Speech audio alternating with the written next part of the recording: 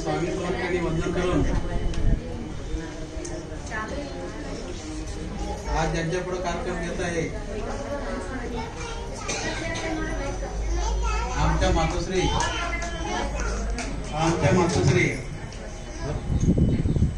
लक्ष्मीबाई लोणारे यांना वंदन करून आजच्या कार्यक्रमात आमच्या कोळी महासंघाचे कर्मचारी संघटनेचे अध्यक्ष रामभाऊ कोळी, अक्कलकोट तालुका पंचायत समितीचे सभापती आणि सिद्धार्थभाऊ गायकवाड, जिल्हा शिवसेना प्रमुख संतोषजी पाटील साहेब, आमचे मित्र पाटील साहेब, कोळी महासंघाचे विश्वनाथ चॅटीजी,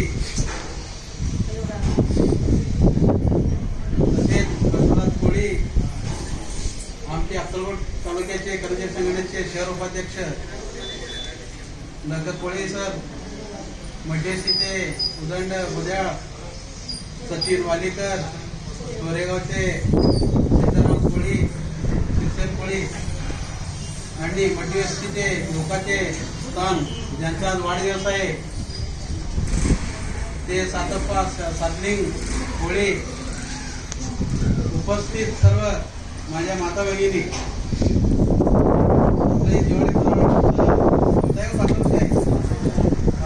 पाच वर्ष आहे.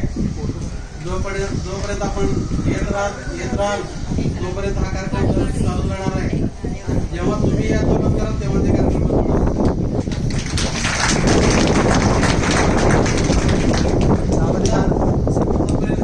बोलायची 6 तारखेला माझा वाढदिवस होता 50वर.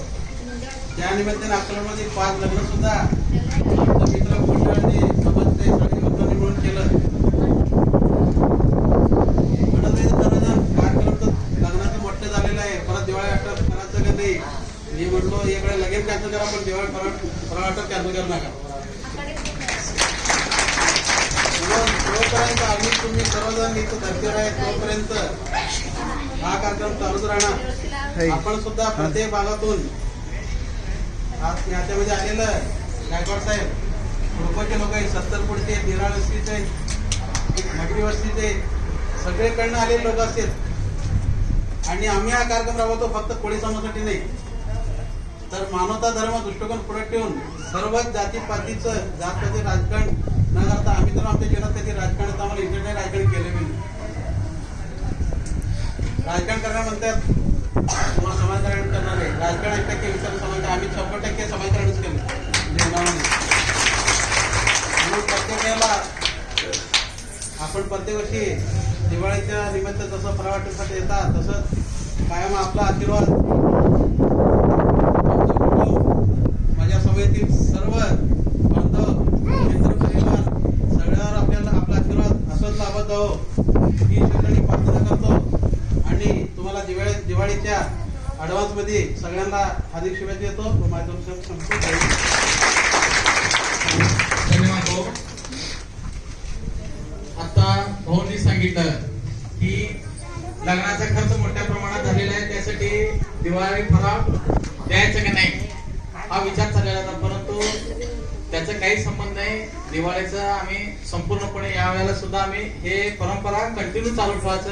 आणि त्यांनी सांगितलंय की तुम्ही ज्या वेळेला यायचं बंद होईल भाऊ, आम्ही दरवर्षी आम्ही येत राहू आणि दरवर्षी तुम्हाला हे करावंच लागेल.